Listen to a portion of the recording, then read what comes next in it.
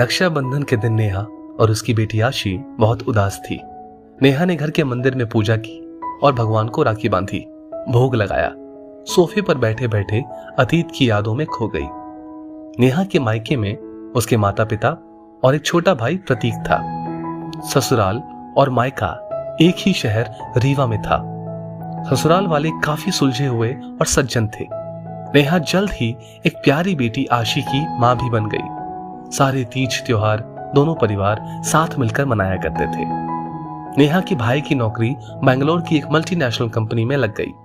नौकरी लगते ही 6 महीने के अंदर प्रतीक की शादी प्रियांशी से हो गई। शादी के बाद नेहा के भाई भाभी दोनों बेंगलुरु शिफ्ट हो गए। साल भर में एक बेटे के माता पिता भी बन गए। भाई राखी और दिवाली का त्योहार मनाने अपने परिवार के साथ हमेशा रीवा आता। एक दिन अचानक से नेहा के पापा को हार्ट अटैक आया और वो स्वर्ग सिधार गए। नेहा के भाई भाभी आए और मरणोपरांत जो एक बेटे का फर्ज होता है वो उसके भाई ने निभाया और मां को अपने साथ बेंगलुरु ले गए। बेंगलुरु में नेहा की मां और भाभी के बीच तालमेल नहीं बैठ पाया।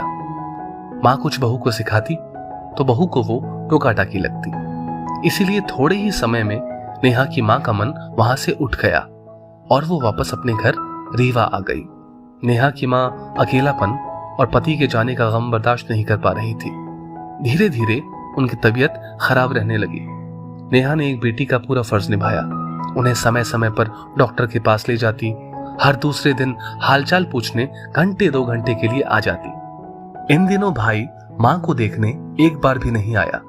बस फोन पर बात कर अपना फर्ज पूरा कर लेता। मां की ज्यादा तबीयत खराब होने पर नेहा उन्हें अपने घर ले आई। उनकी खूब सेवा की। मां को लगने लगा कि अब पति के पास जाने का अंतिम समय आ गया है। इसीलिए उन्होंने अपने दामाद की मदद से अपना घर नेहा के नाम कर दिया और बैंक डिपॉजिट अपने पोते रिंकू के नाम कर दिया। मां नेहा के घर पर मुश्किल से 15 दिन ही रही होंगी कि वो भी स्वर्ग सिधार गई। भाई अपने परिवार के साथ आया। जब उसे पता चला घर नेहा के नाम हो गया है तो वो बहुत गुस्सा हुआ। नेहा से कहने लगा, वाह दीदी, 15 दिन की सेवा के बदले घर अपने नाम करवा लिया। भाई के ये तीखे शब्द आज भी नेहा को चुभते हैं जितना तब चुभते थे। तब से भाई बहन के बीच बोलचाल बंद हो गई। तभी मम्मी पापा देखो, मामा मम्मी आए हैं, आशी चहकते हुए बोली। नेहा आशी की आवाज सुन वापस वर्तमान में लौट आई। नेहा ने देखा तो भाई भाभी और उनका बेटा रिंकू आए थे। भाई ने नेहा के पैर छुए और कहा, माफ कर दो दीदी, हमें कुछ रिश्तेदारों ने हमारे दिमाग में गलत बात बैठा दी थी, हम बहक गए थे। आज रक्षाबंधन के दिन मेरी और मेरे बेटे की कलाई सूनी नहीं रखना। भाई का बेटा रिंकू आया और अपनी सूनी कलाई दिखाते हुए बोला, बुआ जी, आशी दीदी से कहो ना मुझे राखी बांधे। नेहा ने बड़ा मन करके प्यार से भाई भाभी और रिंकू को बिठाया और दोनों माँ बेटी ने राखी बांधी। बच्चे खुश थे। स्नेह का बंधन फिर से जुड़ गया।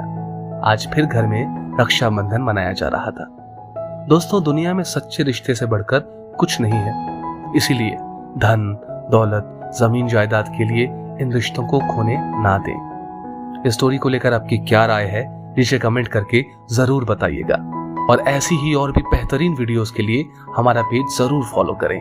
धन्यवाद।